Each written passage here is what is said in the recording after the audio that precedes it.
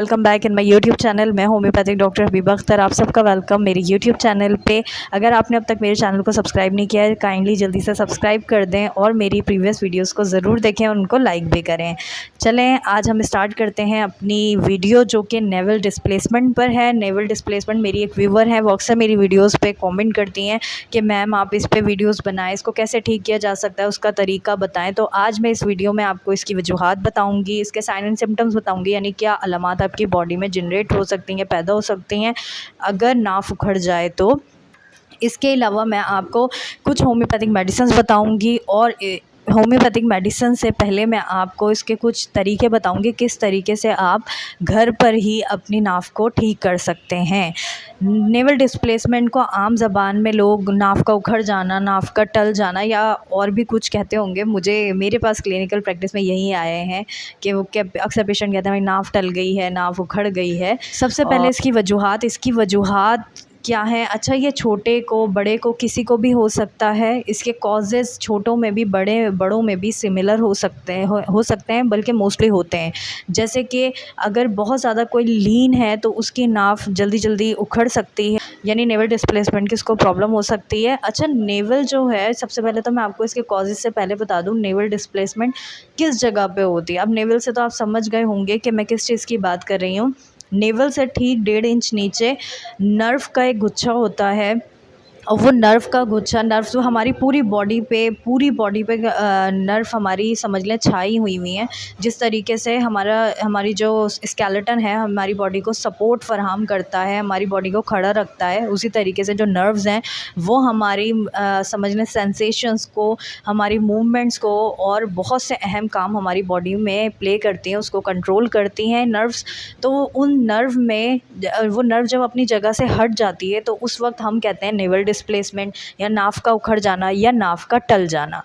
अब इसकी वजूहात में जैसे मैंने आपको एक पहली वजह बताई कि बहुत ज़्यादा लीन हो तो उसकी नाफ उखड़ सकती है। बहुत ज़्यादा अगर पेशेंट भारी चीज़ को उठा ले, अच्छा भारी चीज़ भी नहीं, मेरी यानी देखने में ये चीज़ आई है कि अगर कोई भी चीज़, हल्की भी चीज़ अगर उसको झटके से उठाया जाएगा तो उस वक्त भी नाफ उखड़ सकती है। तो कोई भी चीज़ आप उठाएं उसको इंतहाई सहूलत से उठाएं, आराम से उठाएं, क्योंकि अगर एक बार नाफ उखड़ जाए तो नाव आपकी बार बार डिस्टर्ब होगी। तो बेहतर ये है कि आप सहूलत से कोई भी चीज़ है, भारी से भारी चीज़ भी अगर आप आराम से उठाएंगे तो आपकी नाफ नहीं उतरेगी। इसके अलावा अगर कोई पेशेंट बहुत ज़्यादा चीज़ों को खाता है, यानी बहुत ज़्यादा खाना खाना या जंक फूड बहुत ज़्यादा खाना, तो उस वक्त भी उसकी नाव जो है वो टल सकती है, उखड़ सकती है। बच्चों में ये बहुत ज़्यादा देखने में नज़र आती है, क्योंकि बच्चे बहुत ज़्यादा उछलते हैं, कूदते हैं, जंप्स वगैरह करते हैं, तो बच्चों में नाव का उखड़ जाना बहुत ही ज़्यादा कॉमन है। और अगर बचपन से ही आपकी नाव उखड़ जाए तो वो सेंसिटिव हो जाती है और जैसे कि मैंने कहा फिर बार बार आपको दुश्वारी का सामना करना पड़ सकता है। अच्छा, अब मैं आपको बताऊँगी इसके साइन एंड सिम्टम्स। वजह कोई भी रही हो, साइन एंड सिम्टम्स इसके बहुत ज़्यादा सिमिलर या एक ही जैसे होते हैं मोस्टली पेशेंट्स में। तो सबसे पहला जो इसका सिम्टम है वो है डायरिया हो जाना, बिल्कुल वाटरी डायरिया होता है, नोज़िया वाली कंडीशन होती है, वॉमिटिंग होती है। अगर वॉमिटिंग और डायरिया आपको एक साथ हो रहा है तो आप डिहाइड्रेट हो सकते हैं। तो आपने अपने पानी का इंटेक का बहुत ज़्यादा ख्याल रखना है। पेशेंट के पेट में बहुत ज़्यादा मरोड़े होती हैं, पेशेंट एक करवट पे नहीं लेट सकता, बार बार अपनी करवट चेंज करता है, बार बार पेट में मरोड़े। के अलावा मैं आपको एक बहुत आसान सा योगा स्टेप बताऊंगी जिसकी मदद से आप घर पे ही अपने, यानी अगर आपकी नाफ उखड़ गई है तो आप उसको ठीक कर सकते हैं, जिसको मैं यहाँ पे पिक्चर के थ्रू भी शेयर कर दूँगी कि पेट के बल आपको लेटना है। लेटने के बाद अपने हाथ और पैरों को थोड़ा सा ज़मीन से ऊपर कर लेना है, जैसे कि मैं यहाँ पे एक पिक्चर लगा दूँगी ताकि आपको देखने में आसानी हो। तो उससे आपकी नाव जो है वो ठीक हो सकती है। आप दिन में 2 से 3 बार ये स्टेप लाजमी कर लें। और अगर आपको, जैसे कि मैंने कहा था, मैं मेडिसिन भी बताऊंगी कि होम्योपैथिक एक ऐसा तरीका इलाज है जिसमें हम मरीज़ का इलाज करते हैं, मर्ज़ का नहीं।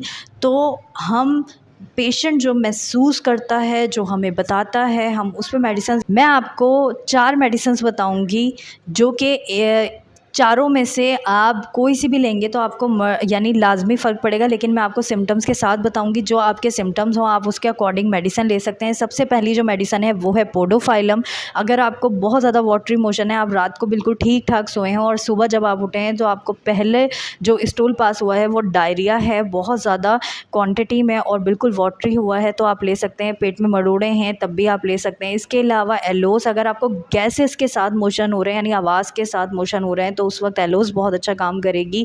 इसके अलावा एपिकॉक, जैसे कि मैंने कहा, इसकी अलामात में वॉमिटिंग भी है और डायरिया भी है, तो अगर ये दोनों चीज़ें आपको एक साथ हो रही हैं तो आप एपिकॉक ले सकते हैं।